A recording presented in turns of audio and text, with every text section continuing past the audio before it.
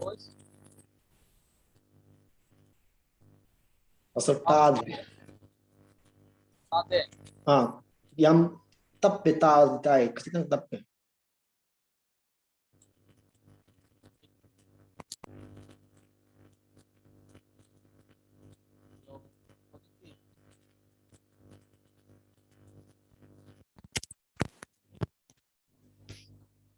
Hello.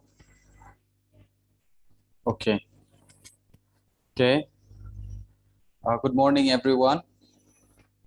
Ngasigi kenoge service ki damakta ko scripture the minasi scriptures. Genesis ki chapter 37, verse 5 to 11. Ipage.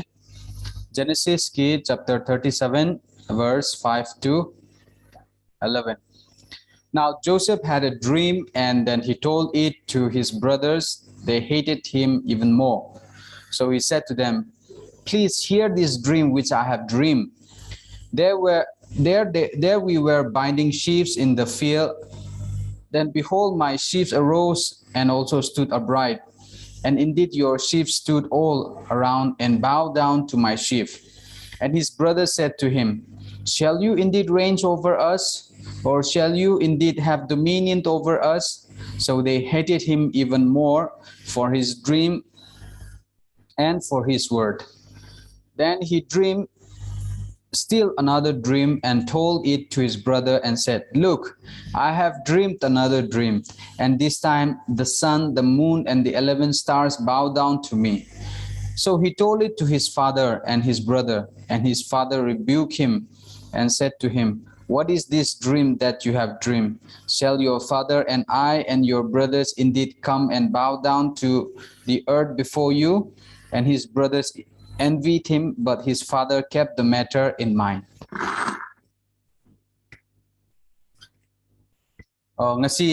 Today I want to talk about the dream of Joseph. Joseph ki mang haibise. Joseph na karmay na mang bono haibataradi. Joseph ngonda asyumba mang haibise. Mang se pi haiba mi malay. Adu tardi kanana mabu mang pi bono. Asyumba mang se kanana pi bono hamtamda. Ishor na mangonda asigi mang haibise pi bi. Adu tardi ngasi ishor na mangonda syumba mang se pi taradi. Mana Joseph na mapungpahan gadabra natraga Ishor na mapungpahan gadabra haibise koina yengbo matamda Joseph ki story gi through da koina kare tawgani koina Ishor gi thamoi haibado koina khangba ngabani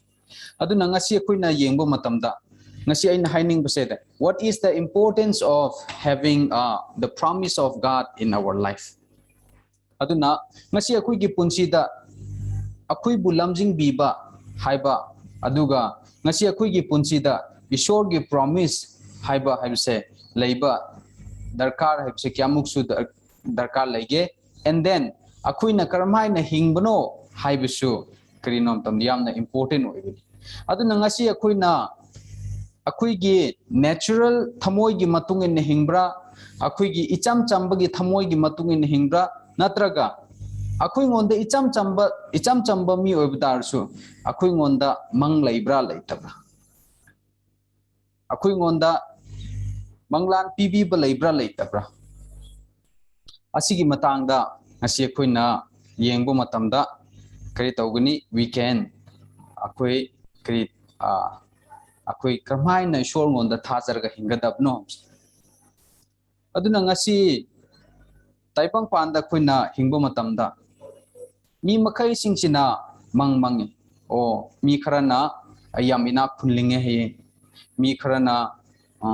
ayam lairi khaininge he mi kharana officer amo ininge he aduna migi apambagi haibagi asumbo wakhanse mingonda yam nei adubu asumbo wakhanse moi ngonda asumbo wakhanse lakpo matamda moise yamna excited oye aduga moise yamna harawe adubu asugumba mangse moina asumba wakhanse moina phangjaba matamda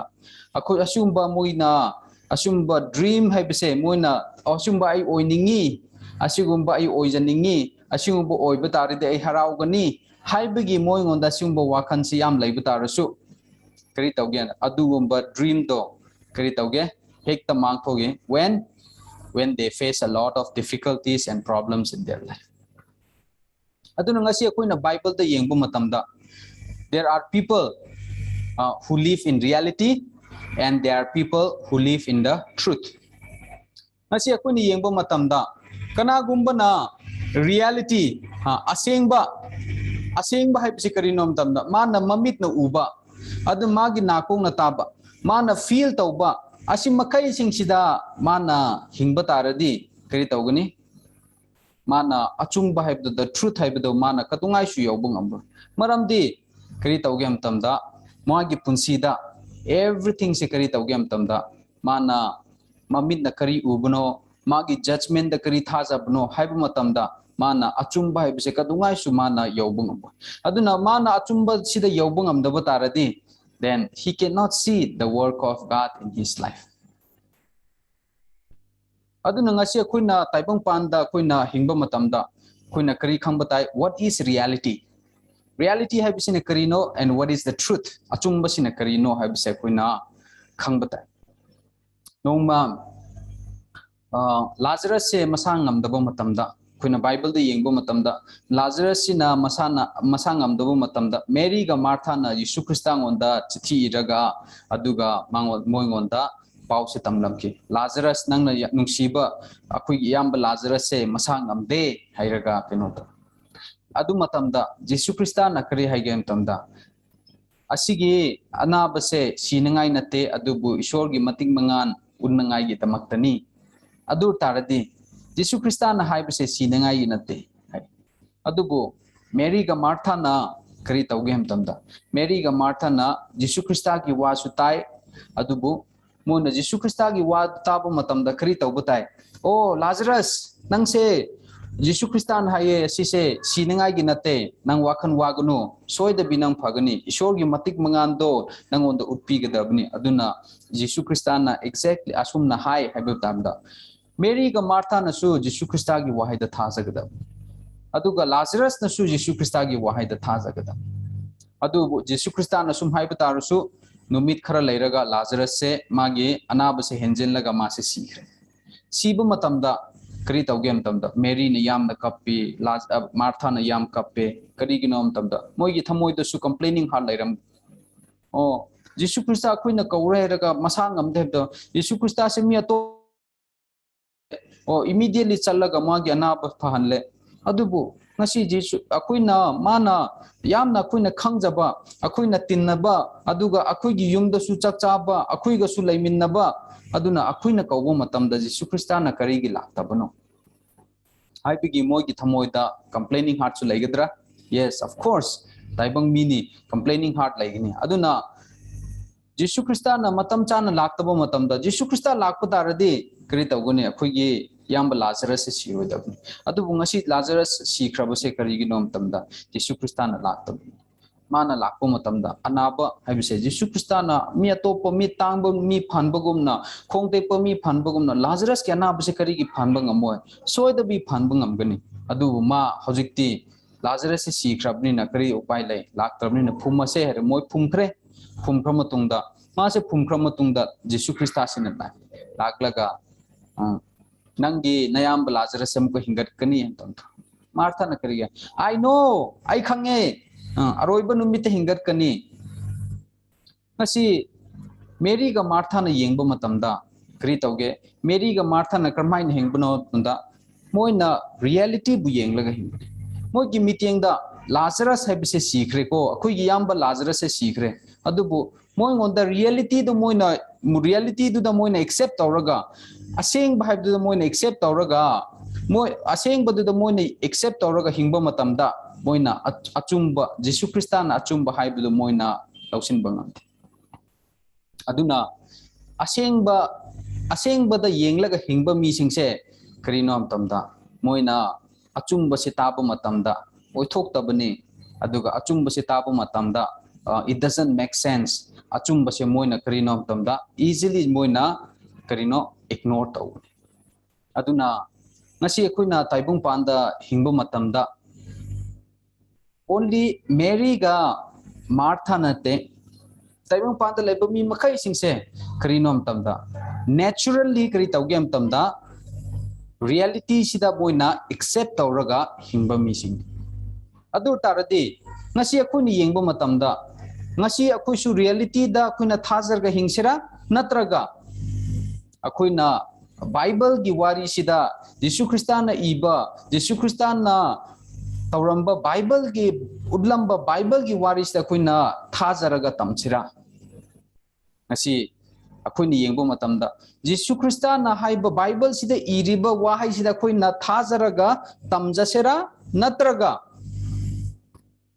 akoina experience tauraga tamjasera we can learn in two different ways about our spiritual life asingba mi nakri taugani Bible sida thajaraga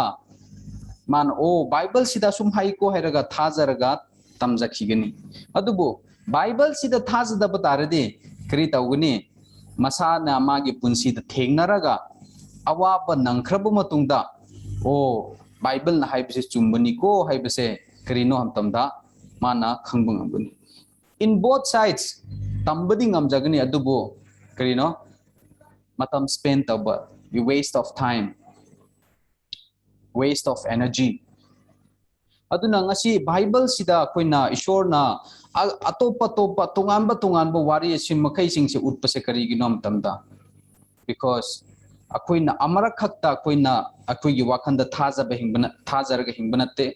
amarakta akoina phataba tobunate continually akoise akoigi wakhanda thajaraga hingbani adu taradi ishorna akoingonda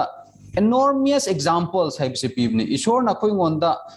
takpinangai nangi wakhanda thajaraga nangi panchi se manghandanangai sarupta nangi puji se ishorgi aningbadagi lapthoktanangai gi damakta there is ample of examples adubu kari tauge amtamda akoina akoigi thap akoigi mitna uba asengba se akoina reject tawdri phobudi kari tawguni achumba haibise akoina accept tawbo ngamo adu ngasi akoina Bible sida yengbu matamda ngasi akoina story akoina pajab se karamba story no hamtamda Joseph ka kenogi magi mayamba singi wari ni asida yengbu matamda ko yengse sida Joseph ka kenogi wari sida moise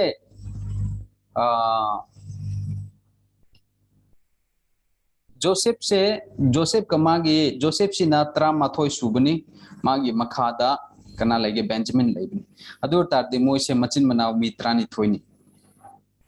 only brothers aduna moise moigi mapase Jacob ni adubu noma Joseph sina magi amana mangmangi aduna mana mangmangba matamda mang haibisi kanana pibno hamtamda ngasi ishor na pibni ngasi mana mangmangba haibisi karino hamtamda ishor gi aningbado mangondo utpibni ishor gi aningbado kamhaina man utpige hamtamda magi mangda through the utpibni ngasi ishor na magi aningbasa khoingonda kamhaina utpige hamtamda khoi Bible gi through the utpibni aduna ngasi Joseph sina mana ishorna mangonda mangpibni kari mangno hamtamda nang soida bi kari tawguni governor amo nang na governor oibu matamda nang na nangi nayamba singdagi nang na henna kari tawguni respectable oigani nang na mangi phamdu yam chawguni aduga moigi punchi su kari tawguni nang na kanbigani nang khakta natte aduga nayamba sing khakta natte napasu nangi namasu kari tawguni moina mayam sing sina the whole Israel sina nangonda kari nonjagani nangonda gajagani nangonda bow down tawgani haibse asigi matang sida ishorna kari tawge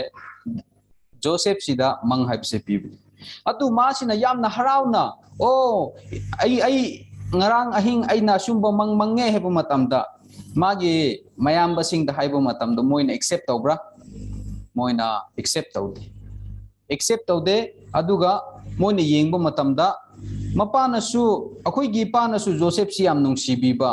अदु इपानसु मागी दमक्ता फी फजबा मसाबीबा अदुगा मथक्ता अमुका मासिना अखोइना सुक्ता तानिंगदबा मंगुंबसे अदुम हाइरगा लाक्तुना लै अदु तारदि अदु तारदि करमाइना अखोइना माबो accept तौगदबनो मासिना ख्वाइदिगी अतोंबनी अखोइना मोइदा मादगी अहन्नी चाही सु याम खेने अदुबु माना सुम हाइरिबसे करिनो हाइरगा मोइसिना मागी मंगदो तानिंगदे अदुगा माना मोइना माबु येंगथिए अदुना अदुमुग येंगथिबदो मोइना चांस फंगबा तारदि अदुम हातोके हेबसु मोइना वाखनसु सुंबो वाखनसु लैरंबनी अदुना ngasi अखोइना येंगबो मतमदा असिगुंबो वारिसे करिगिनो करिगी बाइबल दा सुम इबनो हमतमदा असी this is not just an ordinary story. This is not an ordinary story, but this is the asigi warise karino हमतमदा असिदा थमोय खेदनबगी वारिने थमोय खेदनबसे जोसेफ न करंबा थमोय गी मतुंग इन हिंगबनो अदुगा मागी ब्रदर सिंग न करंबी मथोय ब्रदर सिंग न करंबा थमोय दो मोइना पानलगा हिंगबनो हसी मतंगदनी ngasi जोसेफ सिना करमाइन हिंगबनो मासु मी अमनी मांगोंद वाखन सु लै मासु मांगोंद सु वाखन सुंबसे लेगिनी अदु तारसु मागी वाखन दगी हेना मा ईश्वर न पीखिबा मंगदो अदुदा मासिना मागी पुंसी से लेनबा तमजखी मा ngasi हाइब मतमदा ईश्वर न मांगोंद असुंबा मंगसे अमरा खक्त नते अनिरक उत्पीबनी अनिरक उत्पीबसे करिगिनो मतमदा श्योरली करी तौगनो आइना नंगोंदा मंग पीखिबसे असिसे आइना नंगोंदा ईश्वर की वहाई पीबसे आइना नंगोंदा आइगी अनिंगबो उत्पीबसे असिसे याम लाइन खनगुनु अदुबु करिनो हमचमते सोयदबी असिसे मपुंग फागदबनी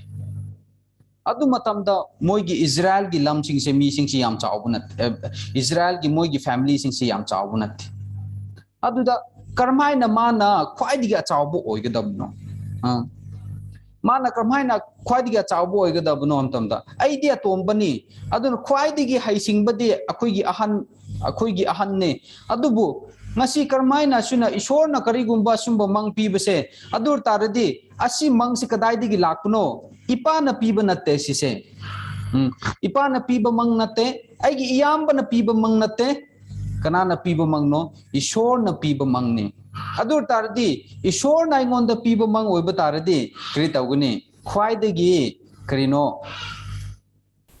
अफाबा अदुगा सोयदबी करि तौगनो असिगी मंगसे करि असिगी मंगसे मपुंग फाबा ngमगनी हेबसे माना खंबा ngमखि अदुना कनाना मपुंग फानगदबनो ngasi अखोइना येंगबो मतमदा केनोदा येंगसी Philippians की chapter 2 verse 13 द येंगसे Philippians की chapter 2 verse 13 दा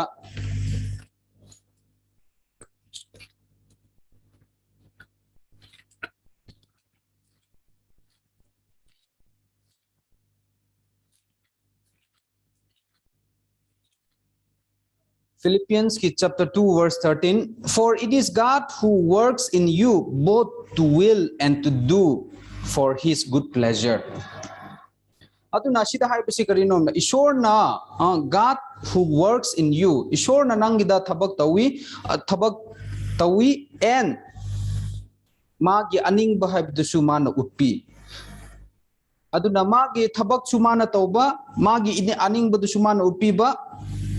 करिगिनो तमदा मागी पामजबगी मतुंगिना for his good pleasure अदुना ngasi Joseph की ब्रदर सिंह न करमाय हिंगबनो हमतमदा जोसेफ की ब्रदर सिंह न हिंगबसे मोय ईश्वर ग करिसु मरी लेना दे मोय ने ईश्वर ग करिसु मरी लेना दे मोय से जोसेफ की मचा नुपा आइबतार जेकब की मचा नुपा आइबतारसु मोय ने हिंगबसे करिनो आई ngasi अदिस तौगनी आई ngasi असि तौगनी आई ngasi असुम तौरग हिंगनिंगे ngasi आई असुम तौरग हिंगनिंगे मोय गोंदा असुम तौरग मोय ना करिनो हमतमदा हिंगनिंगबगी स्टाइल दा हिंगनिंगबगी स्टाइल दा हिंगबा मतमदा करी तौगे हमतमदा मोयना ईश्वर गा करिसु मरी लेना दबनीना ईश्वर गा मरी लेना दबनीना करी तौगे हमतमदा they were the same brothers for the rest of their life moigi punsida ahong bakari sulakte but ngasi akoina joseph ki Joseph ki punsi da yengbo matamda kari tawge there was a great change. Joseph ki punsi da ahongba mayam lai. Mangonda nungai pagi keno tanja sulai awa pagi tanja sulai. But ngasi aku na yengbo matamda life is not a bed of roses. Ngasi mi na kari khan gya matamda o ngasi ishor boy na thaja pataradi ishor na aingonda bor khakta pigani. Ishor na aingonda bor pigini ishor na ibu lamjing bigini ishor na igi damakta achauba lambi hang bigini haibase we can accept assume base easily we want to accept adubo karigumba ishor na we only know the God who give grace. We want to accept the God who give grace, but we don't want to accept the God who give affliction. Oh, akui ngonda ishor na thousand PV by ishor di akui na yamna kero thagat ninge accept tawninge adubu akui ngonda awaba PV ishor di same ishor ne adubu awaba PV ishor da akui karino accept tawningde. Adu tati thaza bahai bese karino matamda thaza bahai bese is according to his promise. Promise hai bese karino at any time at any cost karino asise mapung phaga daw. Adubu ngasi asise mapung phanangai gi damakta mapung phadringai da mapung phanangai gi lambi the journey da chap matamda akoi ngonda harau bu su kuina phangba yai awa bu su phangba yai. Adubu akoi se karamba mi nom tamda taibang mi sing se karamba mi nom tamda only harau ba occasion dangak ta koi se ishor bu thaning thagat ningba adubu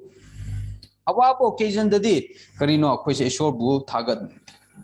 adu ngasi akoi ne yengba matamda Joseph ki punsi da ma se magi mayam basing na minai gum na ma se Egypt jon thokre Egypt jon thokpo matamda ma se minai one lerami adu minai oibo matamda ma se na Potiphar ki yum si da ma se thabak tawrame Potiphar ki yum si da ma na thabak tawbo matamda ma se na magi phibam se khara phare haibo matamda Potiphar ki nupi na ma bu tem tawraga maga aiga tumin no hairaga ma na keno tawbo matamda ma se na Potiphar ki nupi digi ma na chen thokre adu tarsu ma na taw ma na soiba leitaba tarasu kri tawge Potiphar na ma bu jail da thamjok pikre asim yengba matamda Joseph na kari khallam gani aina kari su aran ba tawdena adubu aina aran ba tawdu anda aina kari gi asida jail da laihan bano haibise mangonda sumba complaining heart su leda adur tardi akoi gi punchi da sumba gi thodok haibise akoi pambra accept tawning gadra no adubu ngasi Joseph ki punchi da mangonda complaining hearts gumba yam laiba tarasu but somewhere in the corner of his heart kari tawge he still remembered the promise of God. Mana continually kari tawge ishor na pikiba wasak kiba ishor na piba wasak pa habdo promise habdo man dream do kari nom tamda always kari nom tamda mana ningsing aduna mana ningsing ba tarasu mana ningsing ba mana ningsing ba habse kanana ningsing han buno ham tamda mana ningsing gi habigi ningsing bigira natte it is God. Ishor na mangonda ishor gi aning badu pibani aduna ishor gi aning badu pibani na ishor na adu gi aning badu mapung phahanangai gi damakta mase lamjing bibani aduga mase lamjing bibu matamda su mangonda ishor na awabada lamjing bibu tarasu he still kari tawgem tamda he still cling on to the promise of God. Aina sigi ishor gi promise aina ni jabanate adubu ishor na ingonda pibi bani ishor na ingonda pibi bataradi kari tawgani soy da bi ishor na mapung phagani haibisu aduna ngasi akoi na yengba mata akoi na hingba matamda ishor na akoi ngonda aningba pibra haibidi keno tawdana akoi gi desire da akoi na pairaga ko akoi gi desire da akoi na pairaga kari tawge matamda akoi na ishor ngonda haijaba matamda kari tawgani ishor na fulfill tawdabo matamda kari tawgani God is not helping, God is not working. But the most important thing di karino matamda ngasi akoi gi desires tu nate akoi na pamjaba tu nate David keno gi Joseph ki punsi da karino matamda ishor na mangonda asumba mangse pibimi adu tarti ishor na mangonda asumba mangse piba taradi kari tawguni kanana sigi mangse mana mapung phan ka dabno matamda it is God regardless of Joseph Joseph की अफब तौबगी मपान नते अदुगा Joseph न होनबगी मपान नते अदुबु Joseph ना ngasi governor oirakpa haibise kanana keno kanana oihanbana hamtamda it is by God ishorna aduna ishorna mabu figuratively mana karino governor amo oihandringaida mana kari tawgem tamda magi thamoida asigi promise se karino hapani nang nongma nangi brother and ski nangi nayamba singi marakta nangi napa nama singi marakta nang na khwai digi kari tawgani aina nangbu achabu oihangani adudi mana oige haibigi natte ngasi Peter na akoina yengbo matamda Peter na nga phaba ngamba nga pharambani adubu Jesus Christa na kari haigem tamda from today onwards ngasi digi hauraga nang na nga phararoi aigi tungin no aigi tungin lo I will make you become a fisher of men adur tatti Jesus Christa na Peter bu kamaina lamjing bibno tamda nang aigi tungin lo nang na kari su hona nang aigi darka lete but kari tawguni aina nangbu I will make you aina nangbu kari haba mi phaba ngamba mi bu preach tawbo ngamba aduga mi ngonda ministry tawbo mi gi anaba phanba ngamba I will make you become aina nangbu fishermen oinanga gi damakta fishers of men oinanga gi damakta kari tawguni I will work for you adur tarde Peter na with not his desire mana oh Jesus Christ ay natung inazage ay bu kino fisher of men o hanbiyo have natte mana kadungay su haidabni adubu Jesus Christ na haibni I will make you become a fisher of men no ma koi gi senior pastor na hai hey Poplin Jesus Christ na Peter ngonda I will make you become a fisher of men have taradi Jesus Christ na nangonda have taradi hey Poplin I will make you become a fisher of men taradi problem legedra lairoitra no problem maram di karinom tamda Jesus Christ na Peter da haibugumna Jesus Christ na karinom tamda aingonda Poplin you will become a fisher of men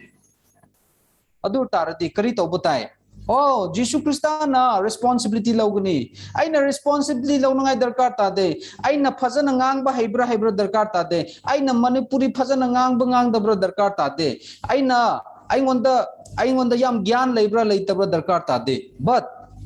who promise kanana promise tawbuno Jesus Christ promise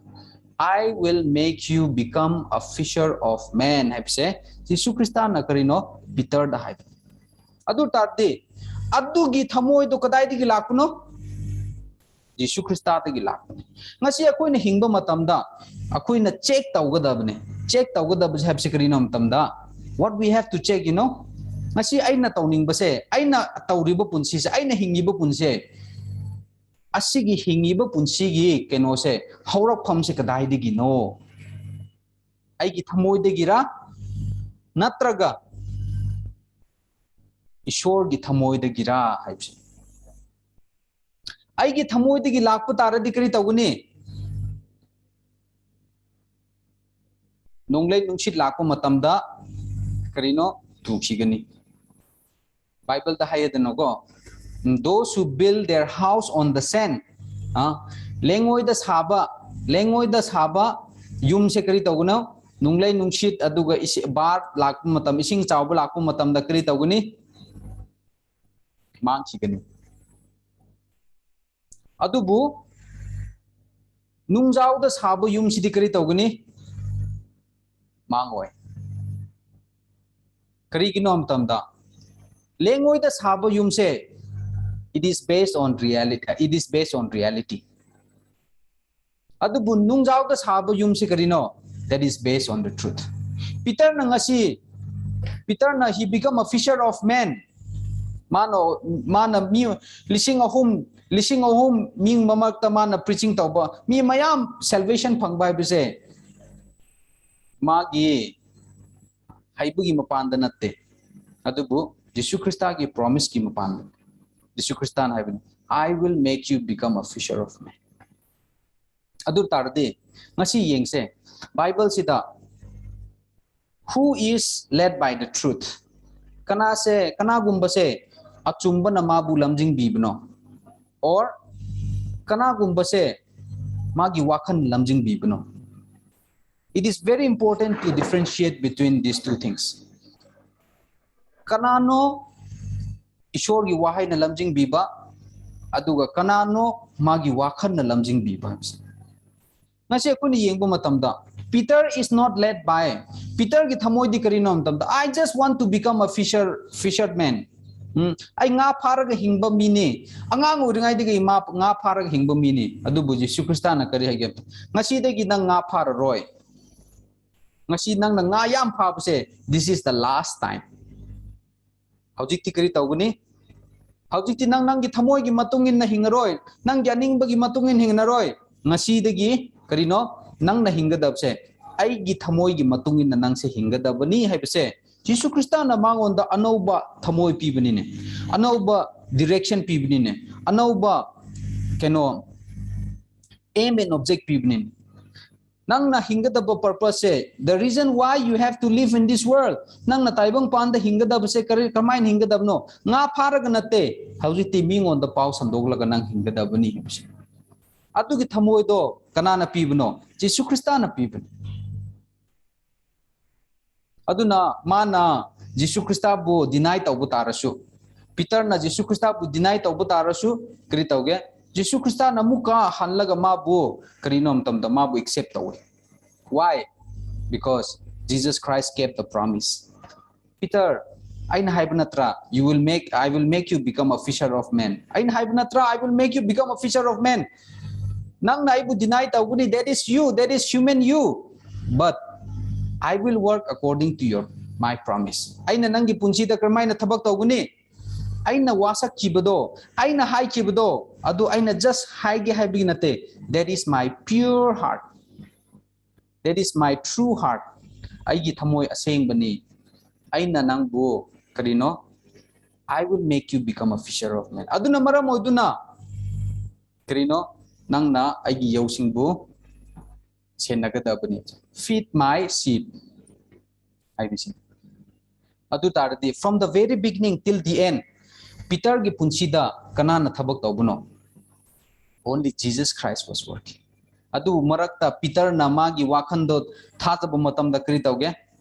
Peter na magi wakhan thajabu matam da I will not deny I Jesus Christa bu I intogloi have tar sumana intokpo matamda I se matik chadrabni ko I se nga phaba chatke mana challe adur tarasu mana nga phaba chatpa tarasu magi aning bagi matungin na nga phaba chatpa tarasu kri tawge Jesu Krista na mangon da challaga hey aina haibnatra aina nangbu fisher of men o hangni haibnatra aduna kri tawgune aina haibdo nang aibu nungsitabra Do you love ay nang ay bunung sibra ay tamda Peter na kari tawge tamda ngasi Peter na mana preaching mayam tawbong amba habise kari nom tamda only because of the promise and only because of the promise of Jesus Christ only because of the will of God ishor gi aning bagi matungin na Peter se fisherman ora aduna ngasi akhoi na yengbo matamda kenogi Joseph ki warisida Joseph ki thamoy sida kanana mang pibno mang haipse kanana pibibno tamda Joseph na prathna tawraga Joseph na fasting tawraga Joseph na yam na honaraga mana mang phangbanate Joseph na asimang phangbase ishor na mangon da pibib adu taradi kari tawguni no matter what magi mayam basing na mabu Ying tiba tarasu, magi mayam basing na mabu yontok patarasu, mana kadai da leiba tarasu, mana mabaga kaina batarasu, mana magi mungdagi kaina batarasu. Kari tawguni, God was with Joseph. Joseph ishor se kanaga laiminabno, Joseph ka laiminabno. Kari gino, why? Kari ki laiminabno, because it was God who promised to Joseph that I will make you a governor. aina nangbu I will make you a great man haibidani aina nangbu achawbo mi moi hangani haibsini aduna maram oiduna ngasi Joseph na mi achawbo bse mana governor oiba ngamba bse mana Egypt ki country sida mana as a foreigner mana governor oiba ngamba haibse karina that only because of the promise of God adu taradi ngasi akhoi gi punsida karinom tamda Joseph sina masina keno 13 years suba matamda mase yonthokrabani aduga Joseph na karinom tamda governor oirak puse 30 years adu tardi 17 years ma karamana hinglambano 17 years how he lived 17 years tamase mi Potiphar ki yum the minay amon hinglammi minay oibutaradi kari tawgani mana chaning ba mana thagning ba mana thakpung mo mina pi ba makai sing do chagani hawbra hawtabra aduna mana aphaba tawrakpa tarasu kari tawge Potiphar ki nupi na mangonda keno ge blame piraga mase keno prison da chakre prison da chapa matamda ma sounding da sounding dodra yes sounding gani but asi gumba pumna mak se thokpa tarasu God was always with Joseph krigino why because it was God who promised Joseph maramdi ishor na Joseph pu wasakhi ishor na Joseph konda si se mang si pikibani Joseph na si se mana honaraga tanlaga mang phangbanatte ishor na mang on the pi adur taradi kari tawuni ishor na karino mapung phahanle ngasi ko yengse kenoda Genesis ki chapter 39 or Genesis ki chapter 39 verse 1 and 2 do passage Genesis ki chapter 39 verse 1 and 2 Now Joseph had been taken down to Egypt and Potiphar an officer of Pharaoh captain of the guard an Egyptian bought him from the Ishmaelites who had taken him down there Verse 2 The Lord was with Joseph and he was a successful man he was in the house of his master the Egyptian See the verse 2 da Joseph the Lord was with Joseph Amen asida hai pese dimna Ishor se kanaga laiminai Joseph ka laiminai aduna Joseph Ishor na Joseph konda karmai na laibno The Lord was with Joseph karmai na Ishor se Joseph ka laiminagani and Ishor sina Joseph ka laiminaba se karmai na remember what God gave him the promise I will kari tawguni the sun the moon and the stars numit ne thaja ne aduga thawai mechat ne and the stars kari tawguni moina nangbu khurumgani they will bow down in front of you adugi promise to Joseph na ningsing dabra yes Joseph na adugi promise ki through the Ishor ga kari tawgno magi punsido connect tawgone magi mayam basing na ma se Egypt yon thokre ma se Potiphar gi yum da minay oina leire adur tarasu magi phibam se chadre adur tarasu ma se Ishor ga kamaina samnage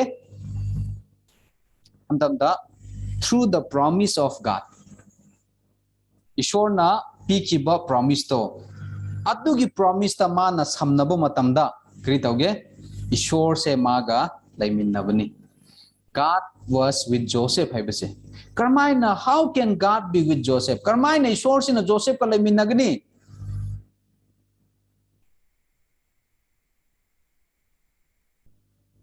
Ishor na pikiba wahaido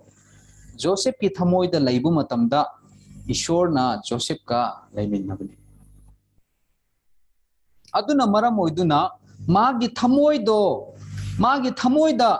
ईश्वर की वाहै दो लैरबनी ना करी तौरे अदुगी वाहै दुना Joseph की पुंसीदा थबक तौबना मरम ओइदुना Joseph ना तौबो मखै सिंगसे करीनो सक्सेसफुल ओइबनी आमेन यस अदुना ngasi अखोइना ताइबुंग पानसिदा हिंबो मतमदा अखोइना ताइबुंग पानसिदा हिंबो मतमदा ngasi अखोइना हिंगिबसे असिगी फाउंडेशन हौरक फमसे कदाइदगी नो अखोइना येंगदब ngasi aina अखोइना हिंबम फमसे असिगी फाउंडेशन से कदाइदगी नो aina salvation फंगबसे aina पापतगी कोकप फंगजबसे aina अरान खुबम फंगबसे aina होनबगी मपांदरा aina प्रार्थना तौबगी मपांदरा aina fasting तौबगी मपांदरा aina नियम बु पालन तौबगी मपांदरा नो aina aran खुबम फंगबसे ईश्वर ना आइंगोंदा पीबी बनिना ईश्वर ना आइंगोंदा पीबी बनिना माना पीबनिना आइना लौसिनबो मतमदा आइना अरान खुबम फंग अखोइना अरान खुबम फंगबसे अखोइना प्रार्थना तौरग नते अखोइना फबो तौरग नते अखोइना नियम पालन गागलग नते यीशु ख्रिस्ता ना मागी ई ताहनलगा अखोइगी दमक अखोइगी पाप मखै सिंगदो यीशु ख्रिस्ता गी ई ना चामथोक पीबगी मरमना अखोइसे ngasi धर्मो चेनबं am अदुर तारते ngasi अखोइना धर्मो चेनबा हाबसे ngasi अखोइसिना पापी ओइद्रे अखोइसे धर्मो चेनख्रे अखोइसे सेंगदोक पीख्रे अखोइसे चुमहन बीख्रे अखोइसे मपुंग फाहनख्रे बसे कनागी थमोइनो कनागी अनिंगबनो ईश्वर गी अनिंगबन अदुर तारते ngasi अखोइना ईश्वर गी अनिंगबदो ईश्वर गी थमोइदो अखोइंगोंदा लैब तारदी ईश्वर की थमोइना ईश्वर ज्ञानिंगबगी मतुंगिना काइसे धर्मो चेलबनी ऐसे सेंगदोक पीख्रबनी ऐसे मपुंग फारबनी असिगी थमोइसे ईश्वर की थमोइसे खुइंगोंदा चंगलक पतारदी करी तौगनी जस्ट लाइक जोसेफ असिगी थमोइसे खुइंगोंदा लैब तारदी करी तौगनी ईश्वर ना खुइबु सक्सेसफुल मैन अमा ओहनगनी सक्सेसफुल मैन ओहनबसे आइना हाइसिंगबगी नते अदुबु who make me successful kanana joseph se successful ohenbno because of the promise of God ishor na wasakhiba ishor na joseph ngonda wasakhiba promise to adugi mapan na aduna maram oiduna joseph haibese ngasi ma na tawbo makhai singda successful oibani mana I successful oininge I ngonda successful hanlo I ngonda inakun hanlo I ngonda lerikhay hanlo I ngonda sumba bor pio haibigi natte karmai obno when Joseph na ishor na pikhiba wasak pado ishor na pikhiba promise to mana no matter what mana dudu ningsing laga hingbo matamda Joseph na kadungai sadumba thamoi do mana hat khide ईश्वर नदी हाइरमे नंगसे नंगी केनोना the सन नुमित थाजा अदुगा stars ना आइंगोंदा खुरुमगनी हेबसे ईश्वर ना हाइरमे अदुबु ngasi आइगी फिबम सिदि करिनो आइसे मिगी युमद मिनाय ओरे हाउ कैन दिस बी हाइरगा जोसेफ ना रियलिटी बु येंगबो मतमदा असेंगबो बु येंगबो मतमदा माना अचुमबदो काउ लंगथोके हेबसुया लंगथोक निंगे हाइबिगी वाखनसु लैरमबे अदुबो माना रियलिटी की मतुंगिना माना अचुमबगी मतुंगिन हिंगदे अदुबु असेंगबगी मतुंगिन हिंगदे माना अचुमबगी मतुंगिन हिंगदे व्हाट डज द बाइबल से बाइबल द करी हाय ईश्वर नाइगोन द करी मंग पिरमबनो नुती की करी तौगे मतमदा अदु मंगदो माना करी तौरे ईश्वर ना हाइखिबनी अदु ईश्वर ना हाइखिब तारदी अदुगी मंगलांदो माना करीनो अदुम निंगसिंगदा अदुगी मंगलांद करी अदुगी मंगलांदो माना करी तौबताय माना थाजगदब अदु तारदी माना थाजब तारदी करी तौगनी मागी जोसेफ की थबक्ति करीनो जोसेफ ना सक्सेसफुल होइबसे करीगिनो मतमदो ओनली बिकॉज माना थाजबगे ngasi bible da haye aina ishor gi thabak tawge taati kari tawgadabno hamtamda jisu kristana nangna ishor gi thabak tawge di nangna thajagadabni you have to believe yengse john gi John ki chapter John chapter 6 verse 29 28 ka 29 pa se John ki chapter 6 verse 28 and 29. Then they said to him, what shall we do that we may work the works of God? Jesus answered and said to them, this is the work of God, that you believe in him whom he sent. Adur tarti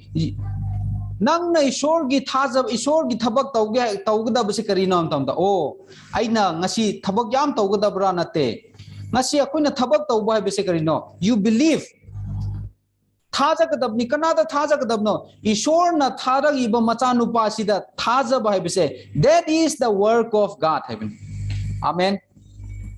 yes अखोइना जिसु ख्रिस्तान on the थाजदना अखोइना ministry क्या तौब तारसु करी तौगने अरेम बतागने मसी जिसु ख्रिस्ता थाजदना मीसिंगचिना जिसु ख्रिस्ता की Ming the Moin ministry याम तौब तारसु मोय पाप चेनले मोय पापती की कोक फंगजद्री अदुर तारदी मोय करी कना की मिनिस्ट्री तौबनो करी मिनिस्ट्री तौबनो थबक तौबो बिसे बाइबल न करे बिसे this is the work of God that you believe in him whom he sent adur taradi ngasi aina tawgadab nate adubu ishor na jisu christa na tawgadabni adur taradi ai jisu christa on the thazaraga hingjagadabni haibisin aduna jisu christa se karinom tamda Jesus Christ did not come to be served but to serve adur taradi ngasi akoina gospel gi damakta hingbase gospel ki damakta hingbase akoina hingningba gira nate gospel na koi bulamjing bibane ko Jesus Christ did not come to be served but to serve Jesus Christ se akoina serve tawngai nate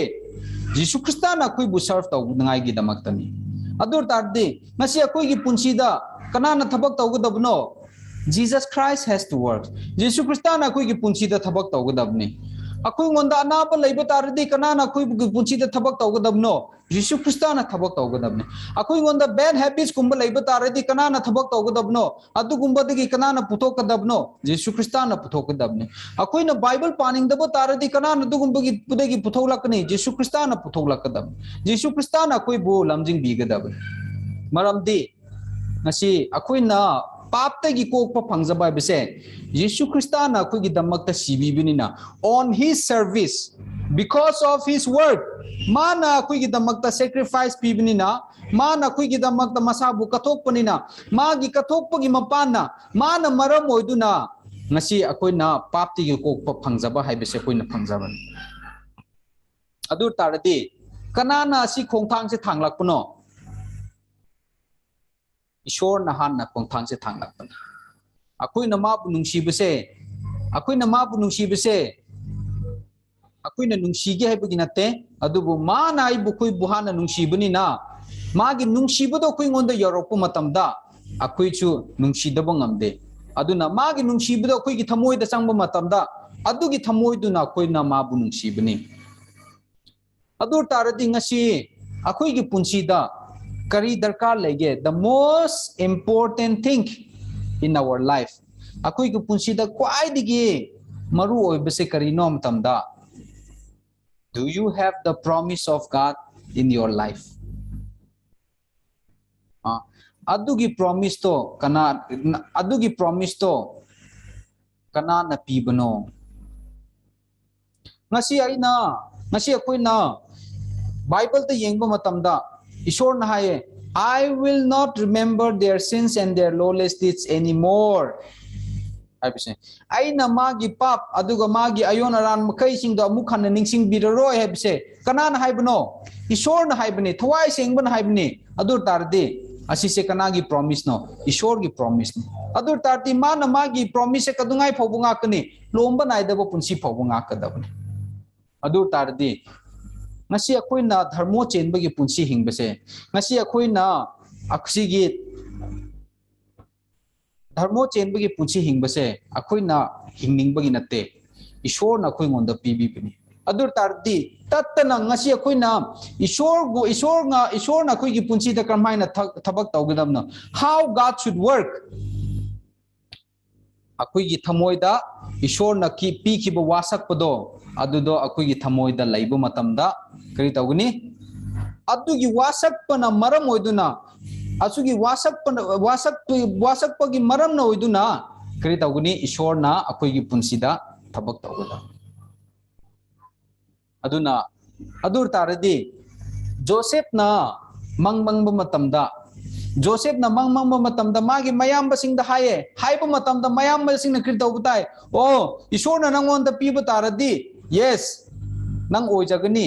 ꯑꯗꯨꯅ ꯅꯪꯒꯤ ꯅꯇꯨꯡ ꯑꯩꯈꯣꯏ ꯏꯟꯅꯒꯅꯤ ꯍꯥꯏꯕ ꯇꯥꯔꯗꯤ ꯃꯣꯏꯉꯣꯟꯗ problem ꯂꯩꯒꯗ꯭ꯔꯥ ꯂꯩꯔꯣꯏ ꯑꯗꯨꯕꯨ ꯃꯣꯏꯅ ꯏꯟꯅꯤꯡꯕ꯭ꯔꯥ ꯏꯟꯅꯤꯡꯗꯦ ꯋꯥꯏ ꯀꯔꯤꯒꯤꯅꯣ ꯃꯇꯝꯗ ꯃꯥꯒꯤ ꯃꯌꯥꯝꯕꯁꯤꯡꯗꯤ they are led by the different spirit mayambasingdo they are led by the different spirit they are led by their desires they are led by their own instinct ko moigi ningzaba moigi pamjabagi matungina moi hingbani adubu Joseph ti karigi why Joseph become a successful person because of the dreams that God have given to Joseph aduna koi senior pastor na preaching tawu matamda nongma aina kari tawge matamda handaki Bible seminar da Kolkata da aduga Nagaland da ina share tawu matamda su aina share four lepers ki wari se na tabu matamda aduga the maid servant naman gi wari se tabu matamda kari tawge naman gi wari se tabu matamda aingonda yamna haraujabo mani oh ngasi four lepers ingonda gospel lei moina gospel se sandokpo matamda kana no salvation phangani Samaria da laiba mi makai sing salvation phangani Samaria da kana lege ningthau lei Samaria da kana lege ningthau lei Samaria da kana lege minister sing lei Samaria da kana lege doctor su legini Samaria da kana lege professor su legini Samaria da kana legini makal club sugani adur taradi ngasi four lepers sing na ngasi four lepers sing sina ishor gi wase mana sandokpa matamda Samaria da laiba mi makai sing se moi salvation phangadra phangoidra oh lao Syria gi mi sing se haviti leitre moi se chen thokre aduna asi moi na haibu se phabu paune asi phabu pau se kanana to kanana phongdok puno kanana moi ngondu upi buno ishor na to bibun four lepers na karisu to aduna naman gi yumda laiba naman gi leper gi yumda laiba ngang nupi macha aduna naman gi punchi se honghanbu matamda naman na ma bu kramai tawgani karmai na mabu minayo ne sina gada sina roi mabu kari tawgani macha nupi gumna mabu lawgani accept tawgani aduna magi macha nupi gumna accept tawba tar macha mana magi punchi de gi hena nang na maram oiduna igi punchi sida hongba lakpani ko dar tarati naman na magi punchi gi damakta mana kani lambi yam hangpi aduna ngasi akoina yengbu matamda aina tabu matamda aigi thamoida kari legem to da ngasi akoige phibam se akoina yenglaga akoi ngonda kari thamoi kaiba natraga thamoi kaiba aduga yamna despising oiba ai but God gave us the promise karino amtamda God gave this promise to karino akoige senior pastor da kari pigem tamda Psalms ki number 2 verse 8 Psalms ki number 2 verse 8 Psalms ki number 2 verse 8 tak koi paase Ask of me I will give you the nation for your inheritance the ends of the earth for your possession asi promise se karino amtamda ishorna senior pastor the people matamda because of this promise kari tawgani as because of this promise God is working aduna kari tawge we have akoi gi church yamna chawe akoi gi church ki through the ishorna mi mayam bu salvation phangalle ngasi we have so many branches kari kino why because of this promise I am inside of this promise asigi promise ki matungda nangsu asigi promise ki matungda ngasi Manipur ki ministry su asigi promise ki matungin asigi promise da adur taradi asigi promise na kari ga connect lege Joseph ka connect lege asigi promise ta kari kana ka connect lege the little maid ka connect lege asigi promise ta kana ga connect lege the four lepers ka connect lege adur ta the four lepers na ngasi Samaria da chalaga thola khro nga hojik ti Syria gi mi leite matamda mi amani khak ta thola khadra mi mayam thola kani Syria da Samaria da laiba mi makai sing do tholak laga moina Ishwar na kari thabak to bike to oina ubungam adu taradi I have a dream karino aingon da mang lay Joseph na mang lay bugumna karino akhui ngon da su mang lay gadabni karino madu mang di karino tamda Ishwar na ai bu khandok pibani Ishwar na aingon da mang pibani Ishwar na ngasi salvation pibani adu tarde aigi punsi se kanana lamjing bigini Ishwar na lamjing bigini ngasi ai Ishwar na aingon da salvation piba taradi Ishwar na magi promise to piba taradi kari tawguni I am already a successful man just like Joseph. Amen. Yes, you are already a successful man just like Joseph. Aduna ngasi akoi na kari tawbatai akoi gi wakan gi matungin hingadam mate we have to live according to the promise of God. Ishwar na wasak kiba promise to adugi matungin hingba matamda adugi promise to akoi na yogla po matamda kari tawbatai Sahi 17 years obiyai 20 years obiyai adubu surely karino adugi promise to surely mapung phagada Joseph nasigi mang mana Ishwar na mang on the mang people say when he was 13 years old but after 17 years karitauge he become a governor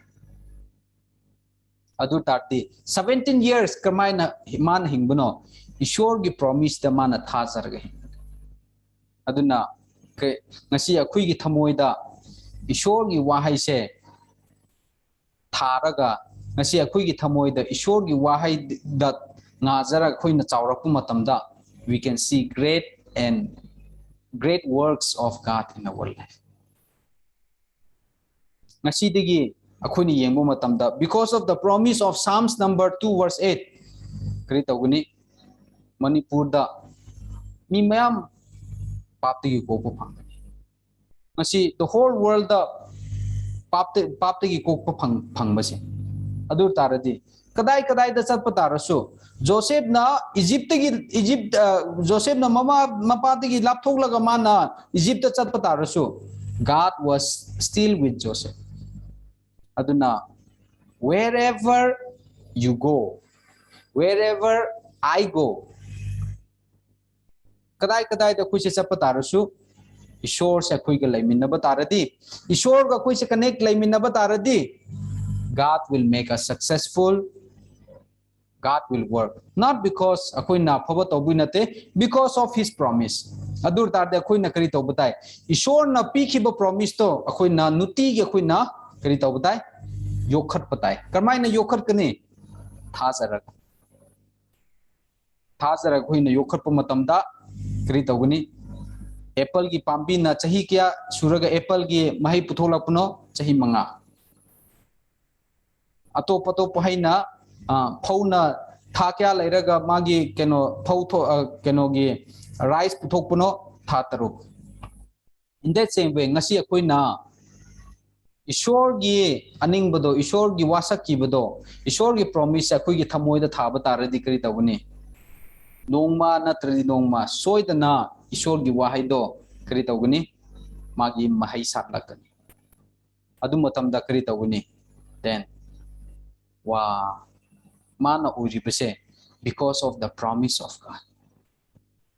aduna akhui gi wakhan da thazaraga hingbaga Ishwar gi wahai da thazaraga hingbagi se magi result se it is very big different ngasi magi difference se ngasi kari su khena dabaga cham manaramba yai but after 5 years after 10 years it is a great difference kari gi nom tamda Ishwar na kadai digi haurake akhui gi thamoi digi haurakpan aduna ngasi akhui gi phibam kya phataba tarasu akhui ngonda अवाब lab तारसु ngasi ईश्वर की वाहै अखोइन accept तौबो मतमदा ईश्वर की वाहै से ताब मतमदा ईश्वर की ना हाइनिंग बाहाय बसे church तगी ईश्वर ना हाइनिंग बसे लौसिन ब मतमदा करी तौवे अखोइन लौसिन ब तारदी अदुगी माहै दो खोइना खोइगी पुंसी दे यान ब फंग अदुना ngasi जोसेफ की पुंसी द क्रमाय ने ईश्वर ना थबक तौबनो ईश्वर ना हौखिबनी ईश्वर ना हौरकपनी ईश्वर ना मागी हौरकपमसु ईश्वर ओइबनी ngasisu aduga loirakpamsu the end su kari tawgani ईश्वर ना ओइगदब अदु तारदी ngasi अखोइना करी तौबताय only in any condition अखोइना करिनो ईश्वर की वासा खिबदबो अखोइना थादोक लेत and अखोइना ईश्वर की वासा तो थादोक तब तारदे अखोइना लंथोक तब तारदी करी तौगनी सोयद ईश्वर ना अखोइ सिदा थबक तौबिगिनी हैबसे थाजै ओके ngasi hairaga silusinge प्रार्थना तौसे सर्गद लेबै पाइसोर नंगबु याम थागतचरी पांगसी जोसेफ की पुंसीदा खोइना ताबो मतमदा खोइना येंगबु मतमदा जोसेफ ना गवर्नर ओइबा जोसेफ ना मंग बसे सिसे पाइसोर नंगना पीबीबनी नंगना पीबीबगी मतुंगिना मागी फिबमदा क्यामुकसु अप्स एंड डाउन्स लेबै तारसु मा नंगना पीबीबो वासकपदो मा नंगना मपुंग फाहंदी अदुगुमना पाइसोर ngasi खोइना हिंगबो मतमदा खोइना ngasi salvation अखोइना फंगजबा अदुगा ngasi अखोइना ताइबुंग पांदा हिंगबो मतमदा अखोइगी वाखन की मतुंगिन हिंगहनबिगनु अखोइगी desires की मतुंगिन हिंगबिगनु अखोइगी needs की मतुंगिन हिंगबिगनु अखोइना असेंगबसे येंगलगा हिंगहनबिगनु अदुबो अचुंबदा थाजरा अखोइ हिंगहनबियु अदुना ngasi अखोइना अचुंबदा थाजबो मतमदा ngasi अखोइंगोंदा अवाबा क्या लेब तारसु सोयदबी ईश्वर ना वासखिबा चुंबदा अखोइना उबंगनी अदुगा महियान फंगनी हबसे अखोइना थाजब उबो मतमदा अखोइगी थमोइदा आशा याम चावलै अदुगा अखोइगी थमोइदा हराउबो नुंगाइजबो हबसे अखोइना लेजै हबसे पासवर सोयदबी असिगी ईश्वर की वासखिबगी प्रॉमिस की मतुंगिना ईश्वर दा अखोइना थाजबगी मतुंगिना पासवर अखोइ ईश्वर ना अखोइगी पुंसिदा थबक तौगनी हबसे अखोइना हाइजबो निजबो लुना अखोइगी brothers and sisters की दमकदसु अखोइना नंगोंदा नंगोंदा थाजबगोरना अखोइना प्रार्थना तौबनी हाइजबो निजबो मखै सिंगसे यीशु ख्रिस्ता की मिंगदा निजबनी आमेन okay so thank you so much Thank you, Pastor.